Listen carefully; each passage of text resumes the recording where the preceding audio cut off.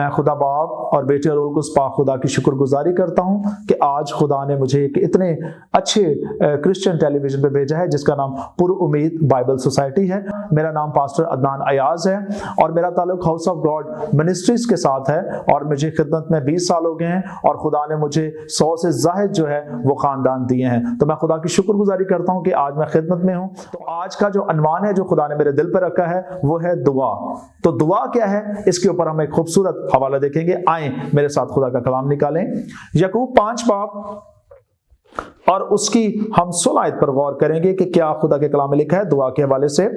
پس تم آپس میں ایک دوسرے سے اپنے اپنے گناہوں کا اقرار کرو اور ایک دوسرے کے لیے دعا کرو تاکہ شفا پاؤ۔ راست باز کی دعا کے اثر سے بہت کچھ ہو سکتا ہے۔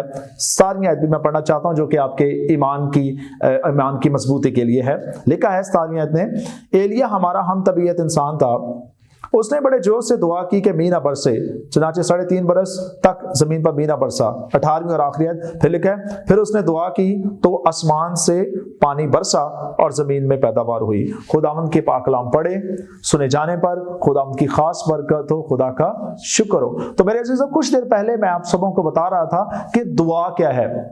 دعا ہم تمام مسیحی جو لوگ ہیں، مسیحی کلیسیائیں ہیں، مسیحی خادم ہیں، ان کے لیے یہ ان کا روحانی ہتھیار ہے۔ It is a spiritual weapon۔ دعا کے بغیر اگر دعا ہماری زندگی سے نکال دی جائے تو سمجھے کہ ہماری جو زندگی ہے وہ دھرم برم ہو جائے گی، ہمارا خدا کے ساتھ جو ریلیشن شپ ہے وہ ڈسٹرب ہو جائے گا۔ اور جو ہم حوالہ پڑھ رہے ہیں، اگر آپ اس کی 16 آیت پر غور کریں تو لکھا ہے، پس تم آپس میں ایک دوسرے سے اپنے اپنے گناہوں کا اقرار کرو اور ایک دوسرے کے لیے دعا کرو تاکہ شفا پاؤ۔ میرے عزیزو، یہ حوالہ جو ہے یہاں پر لکھا ہے کہ تم ایک دوسرے سے اپنے اپنے گناہوں کا کیا کرو، اقرار کرو اور کیا کرو، ایک دوسرے کے لیے دعا کرو تاکہ شفا پاؤ۔ میرے عزیزو، آج ایک دوسرے کے ساتھ ہم کیسے اپنے گناہوں کا اقرار کر سکتے ہیں؟ سوال یہ پیدا ہوتا ہے کہ کیسے اقرار کریں؟ کیا اجتماعی طور پر اپنے گناہوں کا اقرار کریں یا کلیسیائی طور پر اپنے گناہوں کا اقرار کریں یا انفرادی طور پر اپنے گناہوں کا اقرار کریں یا اپنے پادری صاحبان کے سامنے اپنے گناہوں کا اقرار کریں؟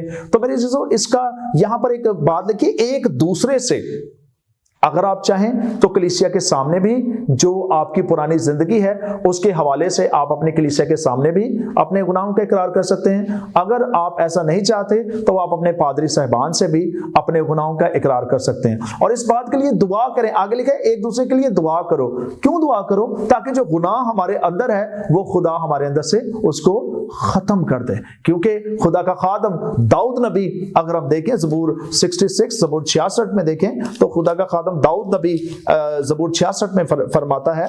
اگر ہم زبور 66 دیکھیں تو یہ خوبصورت حوالہ ہے اور اس میرے جو ٹاپک ہے اس کو سپورٹ کرتا ہے۔ لکھا ہے زبور 66 اور اس کی 17 آیت میں لکھا ہے، میں نے اپنے منہ سے اس کو پکارا، اس کی تمجید میری زبان سے ہوئی۔ اور 18 آیت میں لکھا ہے، اگر میں بدی کو اپنے دل میں رکھتا تو خداوند میری نہ سنتا۔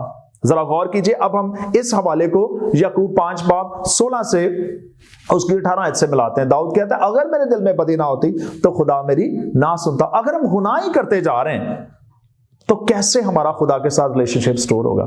اگر ہماری زندگی میں گناہ جو ہے وہ دن بہ دن بڑھتا جا رہا ہے تو ایسا مانو ایسے جیسے دیمک جو ہے وہ کیا کرتی ہے، لکڑی کو کیا کرتی ہے، وہ کھوکھلا کر دیتی ہے، کھا جاتی ہے۔ اس طرح گناہ بھی ہماری زندگی کو کھا جائے گا اور ہماری جو زندگی ہے وہ ڈیڈ ہو جائے گی۔ اسی لیے آج صبح یعقوب 5 باب 16 سے 18 ہماری روحانی نشوونما کے لیے، ہمارے ایمان کی مضبوطی کے لیے ہے کہ اگر ہماری زندگی میں گناہ ہے تو ابلیس آپ کو ہمیشہ جو ہے وہ گمراہ کرے گا، وہ آپ کو ڈرائے گا، دھمکائے گا کہ اپنے گناہوں کا اقرار نہ کرو اور جس طرح تمہاری زندگی ہے اسی میں ہی چلے جاؤ۔ لیکن خدا کا کلام کہتا ہے متی 3 باب 8 آیت کے اندر، پس توبہ کے موافق پھل لے کر آؤ، کیونکہ جو درخت اچھا پھل نہیں لاتا وہ کاٹا اور آگ میں ڈالا جاتا ہے۔ میرے دوست، جب ہم گناہ کرتے جائیں گے تو ہم ایک ایسا درخت بن جائیں گے، ہم ایک برا درخت بن جائیں گے، اور جب مالک آئے گا اور دیکھے گا کہ اس پر پھل جو ہے وہ خراب لگے ہیں تو کیا ہوگا؟ خراب پھل کوئی بھی نہیں کھاتا۔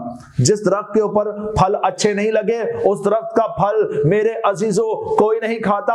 اسی لیے خدا کے کلام میں لکھا ہے، پس ایک دوسرے سے اپنے گناہوں کا اقرار کرو، اور بائبل میں لکھا ہے 17वीं आयत के अंदर एलिया हमारा हम तबीयत इंसान है। अब बाइबल बता रही है कि दुआ की जो अहमियत है, दुआ की जो अफादियत है और उसकी जो रूहानी ताकत है वो क्या है, वो 17वीं आयत से हमें पता लगता है। लिखा है एलिया हमारा हम तबीयत इंसान था, यानी कि हम जैसे ही था, वो हमारे जैसा ही वो इंसान था, हम जैसे ही था। लेकिन सबसे बड़ी और खूबसूरत बात क्या है, आगे खुदा के कलाम में लिखा है उसने बड़े जोर से दुआ की कि मी ना बरसे, मी ना बरसे। इसका मतलब है कि जमीन पहले वीरान थी, खुराक की कमी थी दुनिया में। उस वक्त एलिया के दौर में खुराक की कमी थी, खुराक नहीं थी, पूरी दुनिया परेशान थी उसके दौर में। चनाचे 3.5 बरस तक जमीन पर मी ना बरसा, 3.5 साल आसमान से जो है वो बारिश ही नहीं हुई। अगर जब आपको याद है, जब मौसम सरमा आता है यानी कि विंटर आता है, तो जब तक बारिश नहीं होती तो बहुत सारी बीमारियां होती हैं,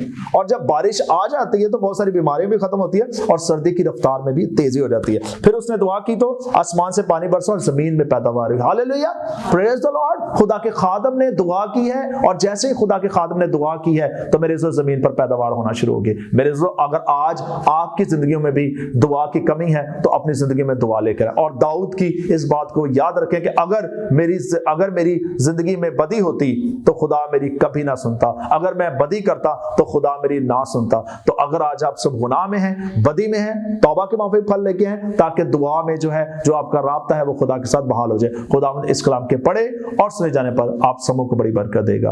आमीन।